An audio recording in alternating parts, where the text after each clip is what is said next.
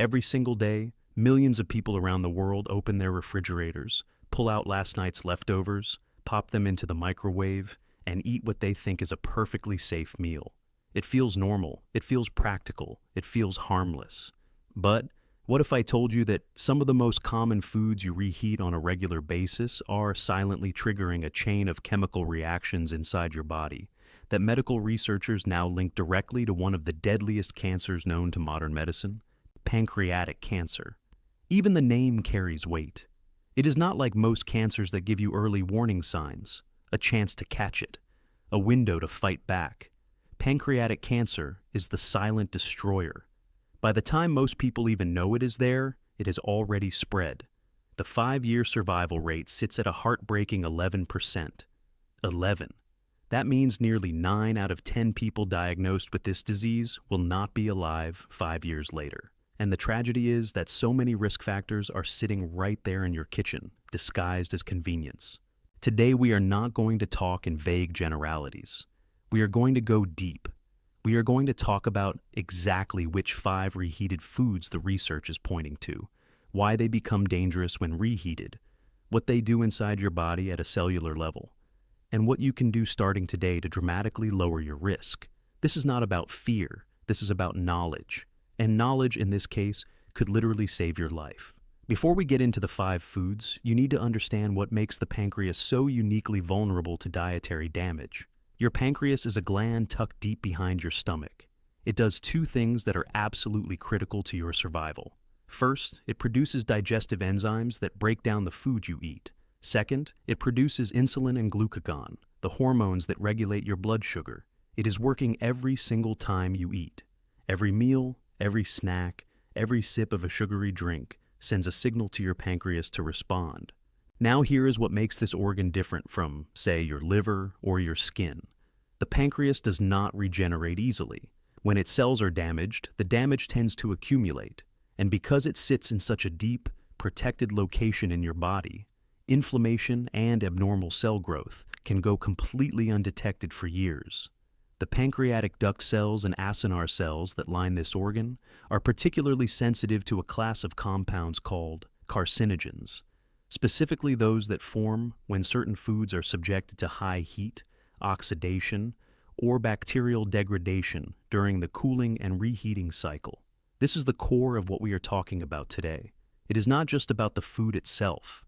It is about what happens to the food during repeated heating and cooling.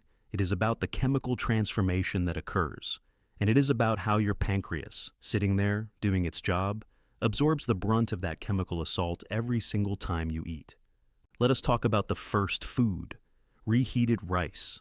This one shocks most people because rice seems so innocent. It is a staple food across the entire world. Billions of people eat it every day. But here is what happens when you cook rice and then let it sit. Bacillus cereus, a spore-forming bacterium that is naturally present in the environment, survives the cooking process. When the rice cools down and sits at room temperature, those spores germinate, and the bacteria multiply explosively, producing toxins that do not get destroyed when you reheat the rice. The toxins are already embedded in the food. Reheating kills the live bacteria, yes, but it cannot neutralize the toxins they have already released. Now, most people know about the food poisoning angle of this story. What most people do not know is what happens with chronic low-level exposure to these bacterial toxins over months and years. Research published in gastroenterological journals has examined the relationship between gut microbiome disruption, chronic low-grade endotoxin exposure, and the inflammatory environment that develops in the digestive system, including the pancreatic tissue. Every time you consume food contaminated with heat-stable toxins, your immune system mounts a response. Inflammation follows. And chronic persistent inflammation of the tissues surrounding and within the pancreas is one of the most well-established precursors to pancreatic cancer development. Beyond the bacterial angle, rice that has been cooked and reheated multiple times undergoes starch retrogradation. This means the starch molecules reassemble into a more resistant structure. While some resistant starch is actually beneficial in limited amounts, the repeated cycle of cooking and reheating also concentrates the glycemic load delivery. High glycemic foods spike blood sugar rapidly and dramatically, And here is the connection that researchers have been studying intensely. Elevated insulin levels, caused by repeated blood sugar spikes, create a growth-promoting environment. Insulin is a growth signal. When it is chronically elevated, it does not just help your cells absorb sugar, it also sends a proliferative signal to cells throughout the body, including the pancreas itself. Several large epidemiological studies have found a statistically significant association between chronically elevated insulin, type 2 diabetes, and pancreatic cancer risk. People with type 2 diabetes have roughly twice the risk of developing pancreatic cancer compared to those without it. And diet-driven blood sugar dysregulation is at the heart of that connection. The lesson with rice is simple but important. Cook fresh rice when possible. If you must store it, refrigerate it immediately after it cools, within 1 hour. Never leave rice sitting out at room temperature for more than 2 hours. And, ideally, reheat it only once and make sure it is steaming hot throughout before eating. But understand that if you have spent years habitually eating improperly stored and repeatedly reheated rice, you have been creating an inflammatory environment in your body that deserves attention. The second food is one that might actually surprise you even more than rice. It is reheated chicken. Chicken is the most consumed meat on the planet. It is lean, it is versatile, and most people consider it the healthy choice. But what happens when you cook chicken, refrigerate it, and then reheat it is chemically significant in a way that very few people understand. Protein denaturation is the first issue. When you cook chicken the first time, the proteins unfold and change structure under heat. When you reheat the chicken, those proteins continue to denature and break down further. Certain amino acid chains, when subjected to high heat for a second time, produce heterocyclic amines, which we call HCAs. These are compounds that form specifically when muscle meats are cooked at high temperatures. The first cook produces some HCAs. The second cook, especially when done in a microwave on high or in a pan over direct heat, produces more. HCAs are classified as probable human carcinogens by the International Agency for Research on Cancer. They damage DNA. They disrupt the normal replication cycle of cells. And the pancreas, because it is a gland that is constantly metabolically active and constantly exposed to whatever passes through your digestive system, is one of the organs that accumulates this type of DNA damage over time. There is also the nitrosamine issue with chicken that has been stored with certain seasonings or marinades containing nitrites. When reheated, these compounds can form nitrosamines, which are among the most potent dietary carcinogens ever identified. Research from the Harvard School of Public Health and other major institutions has repeatedly identified processed and reheated meats as significant contributors to gastrointestinal cancer risk, with the pancreas and colon being two of the most affected organs. And then there is the fat oxidation problem. Chicken contains fats, even in the breast meat. When these fats are heated, cooled, and reheated, they oxidize. Oxidized fats produce compounds called lipid peroxides and aldehydes, including malondialdehyde, which is a known mutagen. When you consume oxidized fats from reheated chicken, your body absorbs these compounds, they enter your bloodstream, and they subject your cells, including pancreatic cells, to oxidative stress. Oxidative stress damages DNA and creates exactly the kind of cellular environment in which cancerous mutations are more likely to occur. This does not mean you can never eat chicken that was cooked the day before. It means you should be thoughtful. Store it quickly, reheat it only once, and never reheat it to the point where it is being overcooked a second time. If you are reheating chicken frequently at very high temperatures, you are exponentially increasing your exposure to these harmful compounds.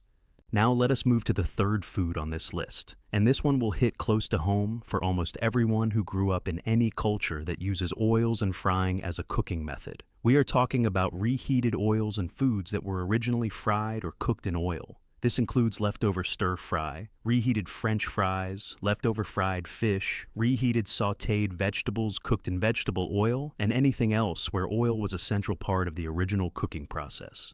Here is what happens to cooking oils under heat. Most vegetable oils, including sunflower oil, corn oil, soybean oil, and even canola oil, are high in polyunsaturated fatty acids. These fatty acids are chemically unstable at high temperatures. When you heat them for the first time, they begin to oxidize and break down. When you then let that food cool and reheat it a second time, you are taking already degraded oil and subjecting it to another round of high heat. The result is a dramatic increase in a compound called 4-hydroxynonenal, also known as HNE, along with other toxic aldehydes. HNE is not a minor irritant. It is a potent mutagen. It has been directly linked in laboratory research to DNA strand breaks, mitochondrial dysfunction, and the promotion of cancerous cell behavior. Studies conducted in Europe, particularly in the United Kingdom and Germany, have specifically examined the levels of HNE produced when commonly used cooking oils are reheated, and the results are alarming. Sunflower oil, which millions of people consider a healthy option, produces some of the highest levels of toxic aldehydes when reheated repeatedly. Palm oil and extra virgin olive oil actually fare better in this regard because of their different fatty acid compositions, but even they are not immune to degradation under repeated heat cycles. Your pancreas is deeply involved in fat digestion. The pancreatic lipase enzymes that your gland secretes are responsible for breaking down dietary fats. This means that every time you eat foods cooked in reheated oils, your pancreas is directly involved in processing the toxic breakdown products. These aldehydes and lipid peroxides pass through your intestinal wall, enter your circulation, and reach your pancreatic tissue. Over years of regular consumption, the cumulative oxidative damage is significant. There is a practical truth here that the food industry does not want to talk about loudly. Many restaurants, particularly fast food chains and lower-budget establishments, use the same frying oil for extended periods, reheating it every day, sometimes for days or weeks. Every time that oil is reheated, its toxicity increases. The French fries, the fried chicken, the egg rolls, the donuts, everything fried in that repeatedly reheated oil is carrying a chemical burden that your body was never designed to handle in the quantities that modern consumption patterns deliver. The solution is not to eliminate oil from your cooking. It is to use heat-stable oils like extra virgin olive oil, avocado oil, or coconut oil for cooking, to never reuse cooking oil that has already been heated, and to avoid reheating leftovers that were originally deep-fried or heavily sautéed in vegetable oils. Fresh is always better, and if freshness is not possible, at least choose the right oils and reheat only once at a moderate temperature. The fourth food on this list is one that billions of people consume daily in nearly every country on Earth. It is eggs. Specifically, we are talking about reheated eggs, whether that is a reheated omelet, scrambled eggs from last night, a reheated egg casserole, or hard-boiled eggs that have been reheated in a microwave. Eggs are extraordinary sources of nutrition when eaten fresh, but when you subject eggs to a second round of high heat, particularly in a microwave, something chemically concerning happens. Eggs are extremely rich in protein, and as we discussed with chicken, protein subjected to repeated high heat produces heterocyclic amines. But with eggs, there is an additional and very specific concern. Eggs are one of the richest dietary sources of choline and other nitrogen-containing compounds. When these nitrogen compounds are heated repeatedly and exposed to certain temperatures, they can interact to form N-nitroso compounds, which overlap chemically with the family of nitrosamines.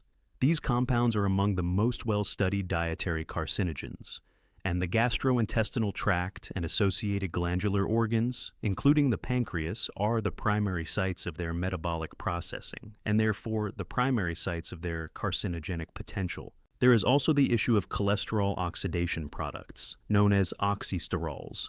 The egg yolk is rich in cholesterol. When you heat an egg for the first time, some cholesterol oxidation occurs. When you reheat it, the oxidation accelerates significantly. Oxysterols are biologically active compounds that have been shown in cell studies to be cytotoxic, meaning they kill cells, and genotoxic, meaning they damage DNA. Regular consumption of foods high in oxysterols, from repeatedly heated eggs and other cholesterol-rich foods, contributes to cellular damage over time. Studies from the World Cancer Research Fund and the American Institute for Cancer Research have not singled out eggs as a primary cancer food in their natural state because fresh eggs are genuinely nutritious. The concern is specifically with what happens to their nutritional profile and chemical composition when they are reheated, especially at high temperatures. A soft-boiled or poached egg eaten fresh is a very different food from a microwave scrambled egg that was cooked 12 hours ago. The practical guidance here is again about freshness. Eggs are such a quick food to prepare that there is rarely a compelling reason to pre-cook them in bulk and reheat them repeatedly. If you are meal prepping, store cooked eggs without reheating them again. Eat them cold or at room temperature if needed. But the habit of microwaving yesterday's egg dish every morning is one worth reconsidering.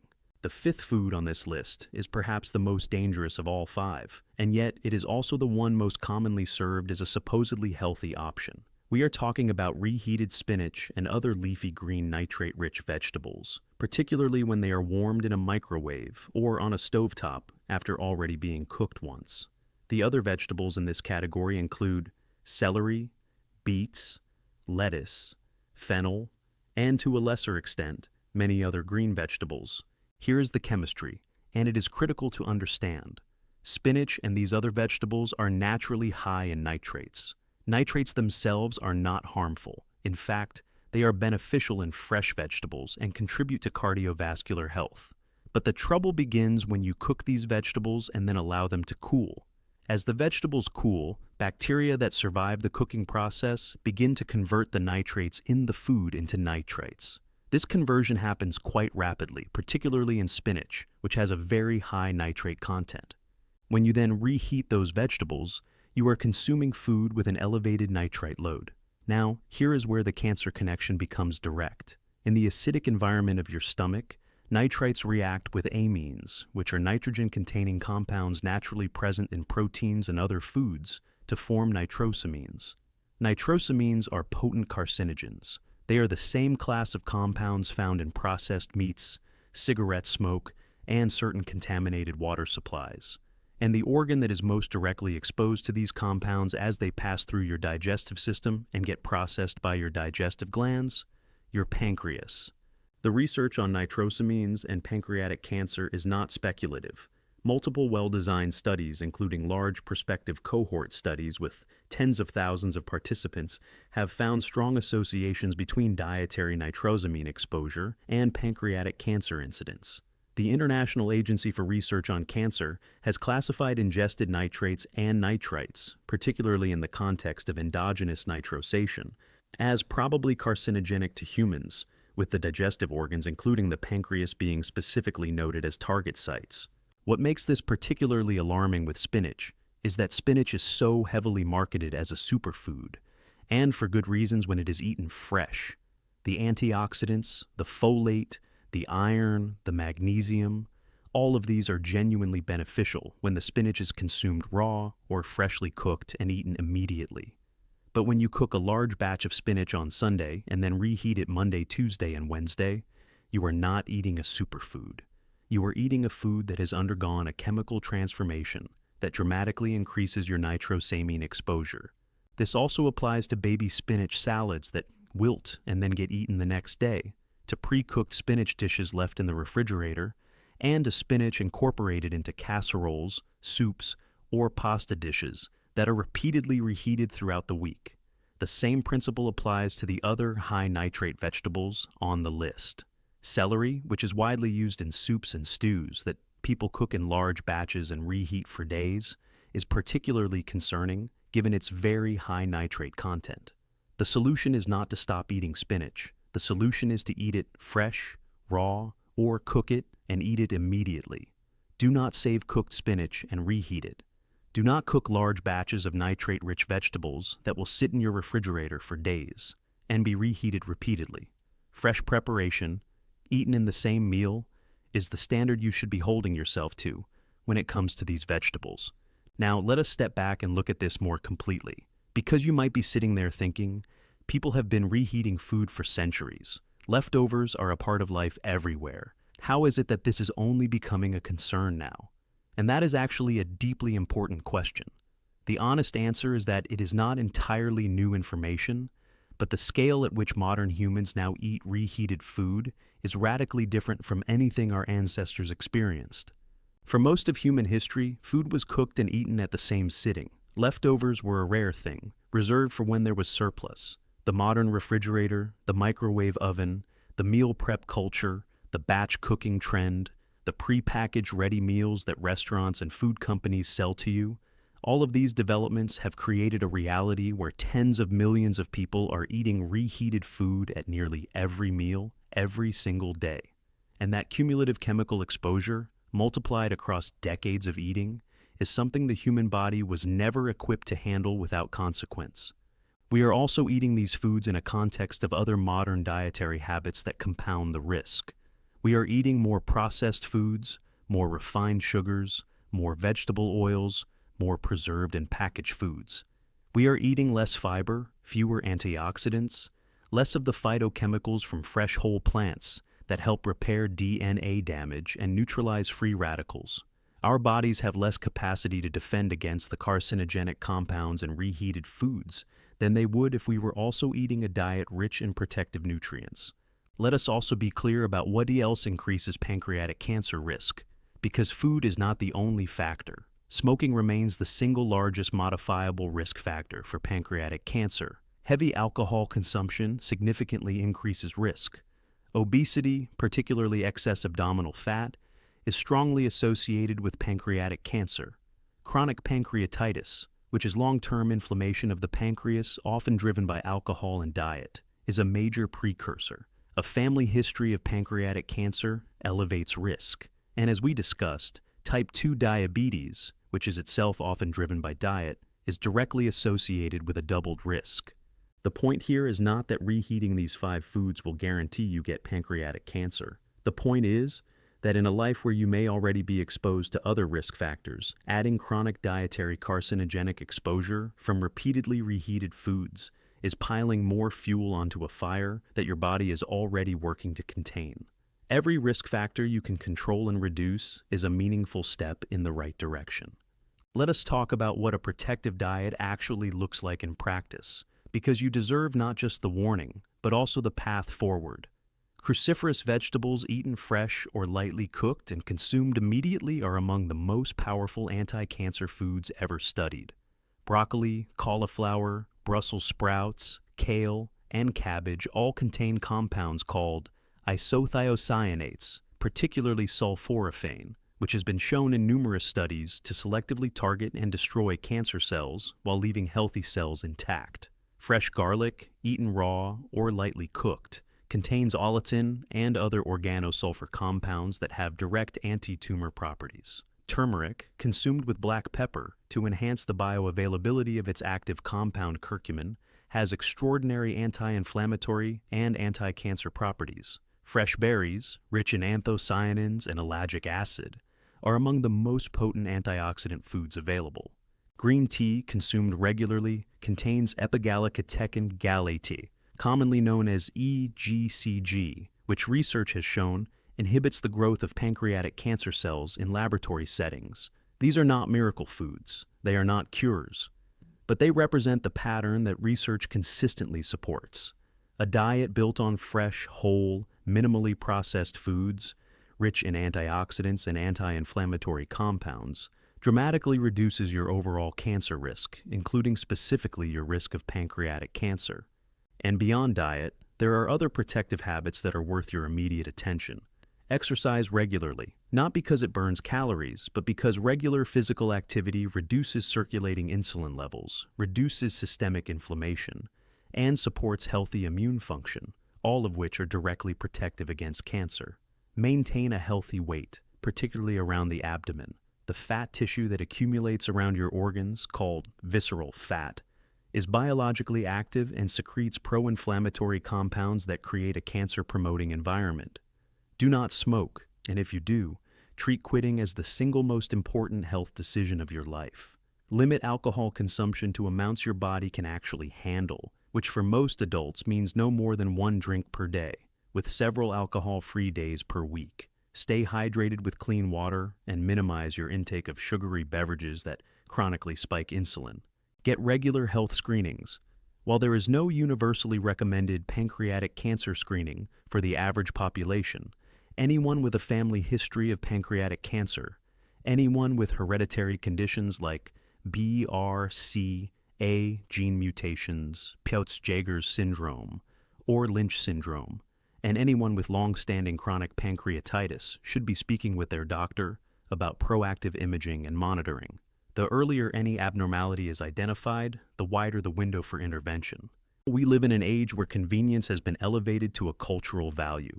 Meal prep is praised, batch cooking is promoted on every health and wellness platform. Microwave meals are a billion-dollar industry built on the promise of time savings. And within all of that, the simple truth about the chemical transformations that certain foods undergo when repeatedly heated and cooled has been largely ignored, not because the science is absent, but because the science is inconvenient for a culture built around convenience. But you are not interested in convenience that comes at the cost of your health. The fact that you are watching this, that you are here seeking knowledge, says everything about who you are. You are someone who takes your health seriously. And taking your health seriously means being willing to change habits even when those habits feel normal, even when everyone around you is doing them, even when it requires more effort. Because that effort is not just about avoiding pancreatic cancer, it is about the quality of every year you live. It is about having the energy, the clarity, and the physical vitality to show up fully for your life, your family, your purpose. So, let us bring this home.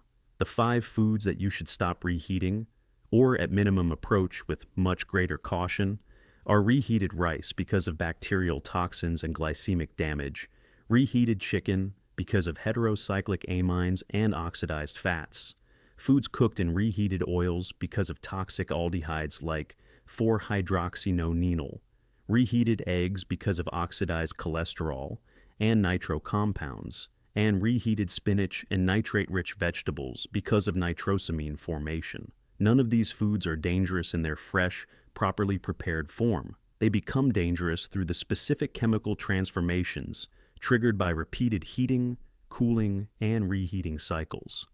The changes you need to make are not dramatic. Cook smaller portions so there is less to reheat. Prioritize fresh preparation when you have the time.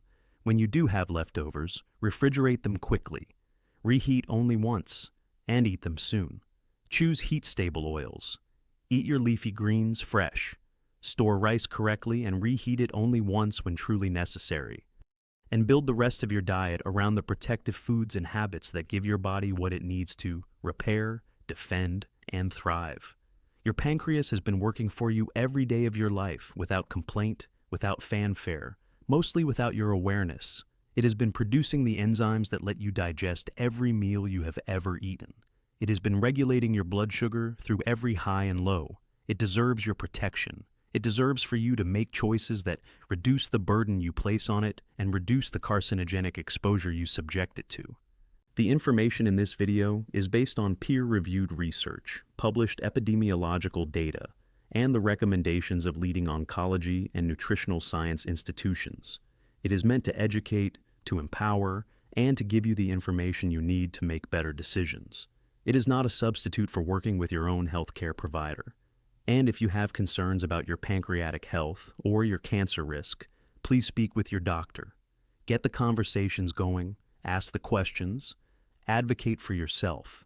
Share this video with someone you care about, because this information matters. Most people will go their whole lives without knowing that the leftovers they are eating every week could be contributing to their cancer risk. You know now. And now you can do something about it. Take care of yourself. Eat fresh. Live well.